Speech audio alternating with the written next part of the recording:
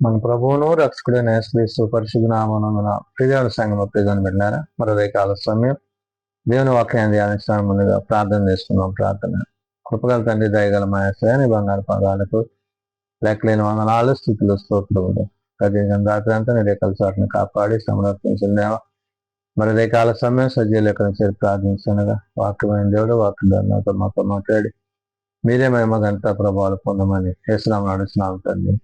ఆమె క్రీడని సంఘ ప్రియని బిడ్డ నిర్దమకు ఏర్పాటు చేయండి. వాక్య భాగము త్రిత్వము తరువాతి 17వ ఆదివారం కొరకు ఏర్పాటు చేయబడిన పత్రిక వాక్య భాగము అపోస్తలుడైన పౌలు ఎఫెసీయులకు రాసిన పత్రిక 4వ అధ్యాయము 1 నుంచి 6 వచనాలు ధ్యానం చేసుకున్నాం. త్రిత్వము తరువాతి 17వ ఆదివారం కొరకు ఏర్పాటు చేయబడిన పత్రిక వాక్య భాగము అపోస్తలుడైన పౌలు ఎఫెసీయులకు రాసిన పత్రిక 4వ అధ్యాయము 1 నుంచి 6 వచనంలో ఈ విధంగా రాయబడింది.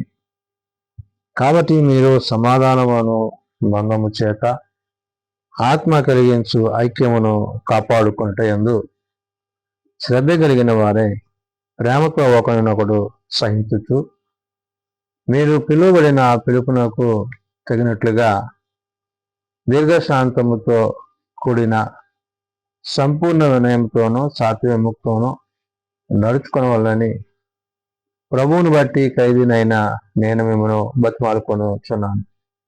పౌలు ఎఫెసీ సంఘానికి పత్రిక రాస్తూ ప్రభు యొక్క ప్రేమలో ప్రభు యొక్క కనికర కృపలను కలిగిన వారముగా శాశ్వతమైన ప్రేమతో ప్రేమిస్తూ విడువకడ బాక తన కృప చూపుతున్న యేసును బట్టి ఆత్మ కలిగించు ఐక్యతను కాపాడుకునడి అంటున్నాడు. అంటే ఆత్మానుసారంగా పరిశుద్ధాత్మ చేత ఏ విధంగా నడిపింపబడాలో శరీరమును అనుసరించగా శరీర క్రియలను విసర్జించి ఆత్మ అనుసారముగా నీ యొక్క స్థితిని కలిగి ఉండాలి. అంటే పరిశుద్ధాత్మ దేవుడు నిన్ను, నీ కుటుంబాన్ని, నీ విశ్వాసాన్ని, నీవు చేయు జ్ఞాపనలను ఆయన అంగీకరింపజేసుకున్నట్లుగా నీవు ప్రభువుని బట్టి పరిశుద్ధాత్మను బట్టి జీవించబడి ఉండాలని పౌలు ఆనాడు ఎఫెసీ సంఘానికి నేడు సార్వత్రిక సంఘానికి తెలియజేస్తున్నాడు. కాబట్టి మీరు సమాధానమును బంధము చేత అంటున్నాడు. సమాధానము కలిగి, సఖ్యత కలిగి, ప్రేమ కలిగి, విశ్వాసం కలిగి, ఒకరి యందు ఒకరికుండా వలసన, ఒకరి యందు ఒకరు దేవుని యందు వాక్యమందు ఎట్టివారై ఉండాలో ఈ సమాధానము క్రీస్తుని బట్టి, క్రీస్తు ప్రేమను బట్టి కొనసాగేదై ఉన్నది అనే విషయాన్ని చెప్తున్నాడు.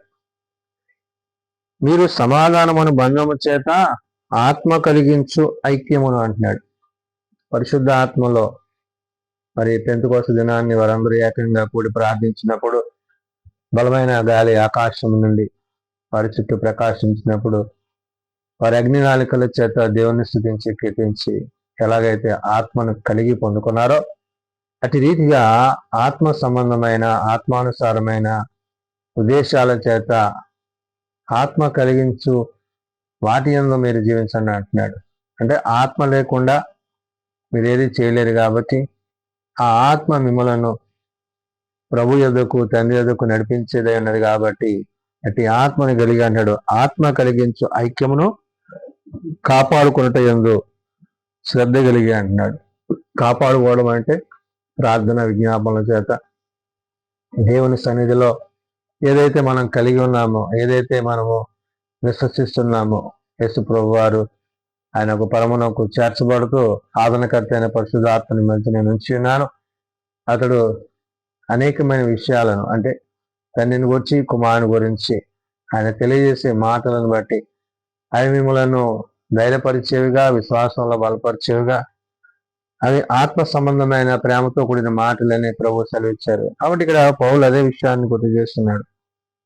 ఆత్మ కలిగించే ఐక్యమును కాపాడుకుంటూ యందు శ్రద్ధ కలిగిన వారే ప్రేమతో ఒకరినొకడు సహించుతూ అంటున్నాడు. క్రీస్తు ప్రేమ కలిగి ఆయన మొదట మనల్ని ప్రేమించి మన పట్ల ఎలాగైతే ఆయన కృప చూపించారో అతి ప్రేమను మీరు కూడా కలిగి ఉండండి అంటున్నాడు. ప్రేమ లేనివాడు ప్రభువాడు కాడు. కాబట్టి ప్రేమ కలిగి, సమాధానం కలిగి, సాత్వికం కలిగి, ఆత్మయందు ఆత్మ ప్రత్యక్షతలో మరి సహనంతో దేవుని వాక్యమును మీరు కలిగి ఉండండి అంటున్నాడు. దేవుని యొక్క మాటగా ఇక్కడ పౌలు చెప్తున్నాడు, మీరు పిలువబడిన పిలుపునకు తగినట్లుగా దీర్ఘశాంతముతో కూడిన సంపూర్ణ వినయముతో అంటున్నాడు.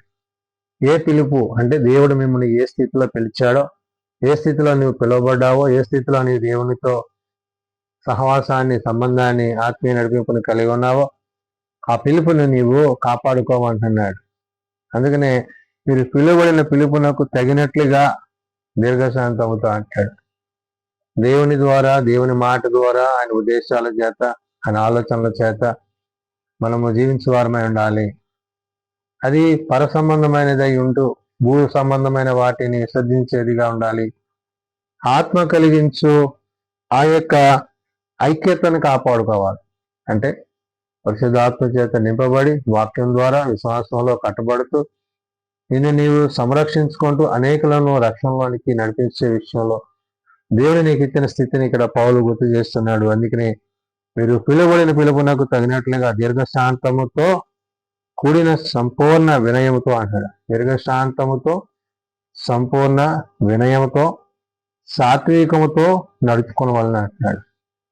మరి సాత్వికులు ధన్యులు, వారు భూలోకంలో స్వతంత్రించుకున్నారు. దేవుని ద్వారా, వాక్యం ద్వారా, విశ్వాసం ద్వారా క్రీస్తు యొక్క అమూల్యమైన ప్రేమను మీరు కలిగి ఉండండి అని ఆనాడు ఎఫెసీ సంఘానికి, నేడు సార్వత్రిక సంఘానికి పౌలు తెలియజేస్తున్నాడు.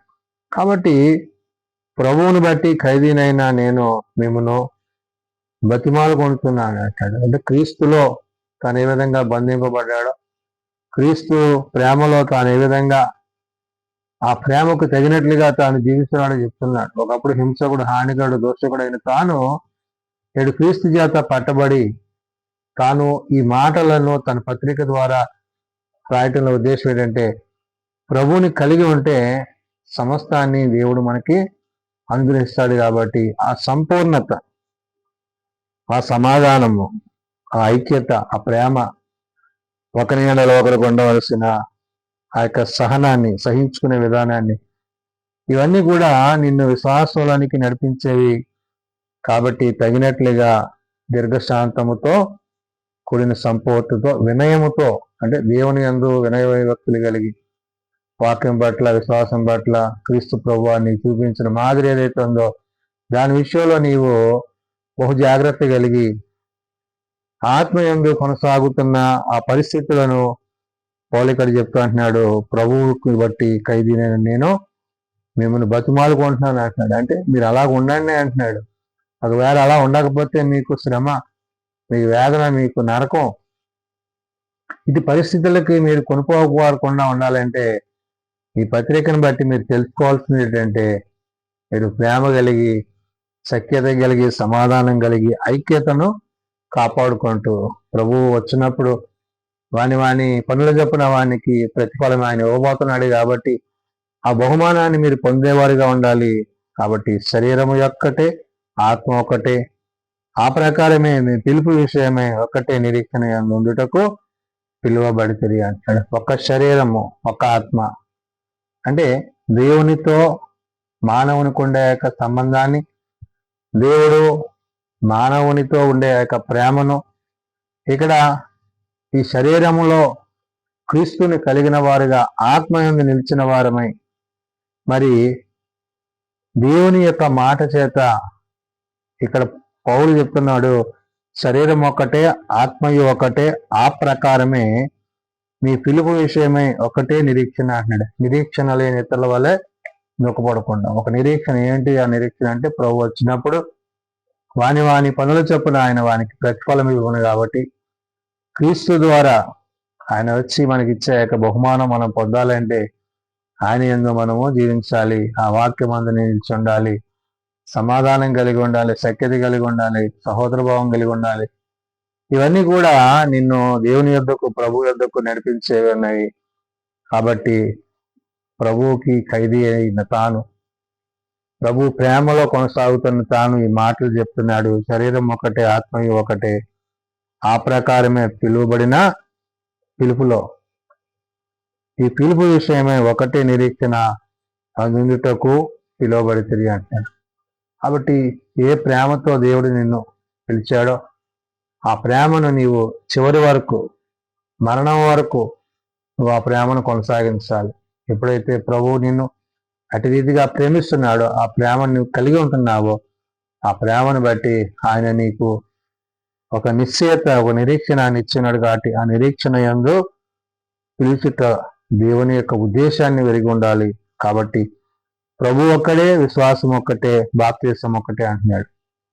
ఆ ఒక్క ప్రభువును బట్టి, ఒక్క విశ్వాసమును బట్టి ఒక బాప్తిసం అనగా పునర్జన్మ సంబంధమైన స్నానము. పాతవి గతించును, కొత్తవాయను. ఆయనలో, ఆయన రక్తంలో కడగబడి, పరిశుద్ధపరచబడి, నూతన క్రియల చేత, కార్యాల చేత, ఆత్మానుసారంగా మనం జీవించాల్సి ఉంది.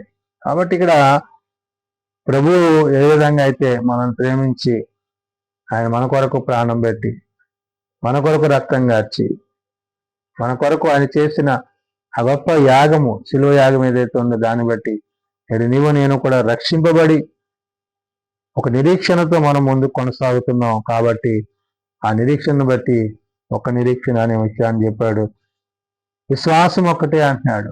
ఆ ఒక్క విశ్వాసములో క్రీస్తుని బట్టి, క్రీస్తు ప్రేమను బట్టి అట్టి విశ్వాసాన్ని కలిగిన వారముగా, అట్టి విశ్వాసాన్ని కొనసాగించే వారముగా మనముంటూ బాప్తిసం ఒక్కటే అంటాడు. క్రీస్తులో తిరిగి జన్మించిన మనము దాని విషయంలో ఏమాత్రము వెనుకడుగు వేయక ప్రభు వచ్చే వరకు, ప్రభు రాకడ వరకు మనము కనిపెట్టవలసి ఉన్నది. ఇది ఆత్మ కలిగించు ఐక్యతను కాపాడుకోవడం. ఇటు మాటలను పౌలు ఆనాడు ఎఫెసీ సంఘానికి, నేడు సార్వత్రిక సంఘానికి చెప్తూ అంటున్నాడు. ప్రభు ఒకటే, విశ్వాసం ఒకటే, బాప్తిసం ఒకటే, అందరికీ తండ్రి అయిన దేవుడు. అంటే తండ్రిని గురించి, కుమారుని గురించి, పరిశుద్ధాత్మను గురించిన విషయాలు నీవు కలిగి వాటిలో నీవు ఏ విధంగా కొనసాగాలో చెప్తున్నాడు. అందరికీ తండ్రి అయిన దేవుడు ఒక్కడే. ఆయన అందరికీ పైగా ఉన్నవాడై అందరిలోనూ వ్యాపించి అందరిలో ఉన్నాడు. అందరినీ ప్రేమిస్తున్నాడు. ఆయన అందరి పట్ల ఆయన ఉద్దేశాలు నెరవేరుస్తున్నాడు.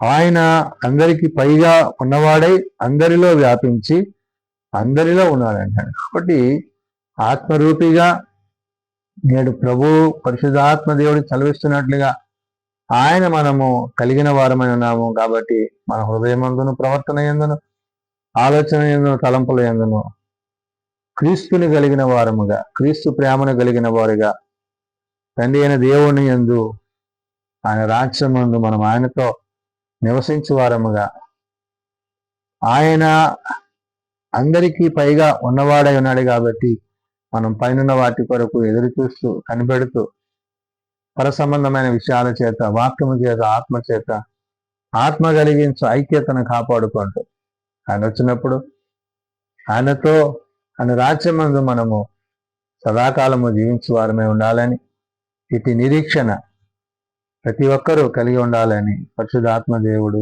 భక్తుడైన పౌలు ద్వారా ఆనాడు ఎఫెసీ సంఘానికి, నేడు సార్వత్రిక సంఘానికి తెలియజేసిన మాటలు ప్రార్థన చేసుకుందాం. ప్రేమ నమ్మకం కలిగిన మా తండ్రి, కృప కలిగిన దేవా, శాశ్వతమైన ప్రేమతో ప్రేమిస్తూ విడవకడ బాయిగా కృప చూపుతూ ఐక్యతను కలిగించు సమాధాన సంబంధమైన నీ మాటల చేత, నిరీక్షణ చేత అయా నీ యందు మేము జీవించడానికి కావలసిన ప్రతి విధమైన ఒప్పుకోలను బట్టి, నడిపింపును బట్టి వందనాలు. ఏ ఒక్కరు నశించక అంతటా అందరూ మారు మనసు కలిగి పాప క్షమాపణ కలిగి నీ నిత్యరాజ్యం మంది చేరగలందులో కట్టుకుని దయచేయండి. చిన్న బిడ్డలు, యవనులు, పెద్దలు, వృద్ధులు ప్రతి వారిని అయినా వారిని తరగతులు చొప్పున ఆశీర్వదించి జీవించండి. రక్షణ విషయంలో ప్రభావ నిర్లక్ష్యం చేయక నీ యొద్దకు వచ్చే వారిని నువ్వు ప్రేమిస్తున్న విధానాన్ని బట్టి అటు ప్రేమలో ప్రతి వారికి కొనసాగుటకు జీవితకు సహాయం దయచేయండి. హాస్పిటల్తో దీనిలో ద్వారా ముట్టండి, లేవనెత్తండి. కంప్యూటర్ తోడుకునే కుటుంబాలను ఆదరించండి. ఇదిన పరిచయాల్లో, సేవలో, నీ వాక్య వెలుగుల విశ్వాసంలో మమ్మల్ని అందరినీ నీ కృపతో నింపుకోండి. అయినా ఎక్కడ ఇద్దరు ముగ్గురు నీ నామాన్ని కూడా ప్రార్థించేవారైనా అక్కడ నేను ఉంటానన్నా. కాబట్టి నేను ప్రార్థిస్తున్న ప్రతి కుటుంబాన్ని బట్టి, విశ్వాసిని బట్టి, సంఘాలను బట్టి నాయన సార్వత్రిక సంఘముగా నీ యందు నిలిచుటకు, నీ యందు ప్రవేశించుటకు, నీలో నివసించుటకు కావలసిన సిద్ధపాటు మందరికి దయచేయండి. దినజీవనతో నింపమని కృష్ణాము నడుచున్నాం తండ్రి. ఆమేన్. పరలోకమందున్న మా తండ్రి, నీ నామం పరిశుద్ధపరచబడుగాక, నీ రాజ్యం వచ్చుగాక, నీ చిత్తం పరలోకమందు నెరవేర్చినట్లు భూమి మీద నెరవేరుగాక. మానవ నాన్నడు మాకు దయచేయండి. మేళ్ళ ప్రారంభం చేసిన వాడిని మేము క్షమించిన ప్రకారం మా ప్రారంభం క్షమించు. శోధనలో తేకాల్సి తప్పించు. రాజ్యము, శక్తి, మహిమ నిరంతరం నీవేనా అవుతాయి. ఆమేన్. నా పరమ తండ్రి దేని ప్రేమ, ప్రభువైన యేసుక్రీస్తు కృప, ఆదరణకర్త అయిన పరిశుద్ధాత్మ సహాయము సదా తోడైండి సంరక్షించును గాక. ఆమేన్.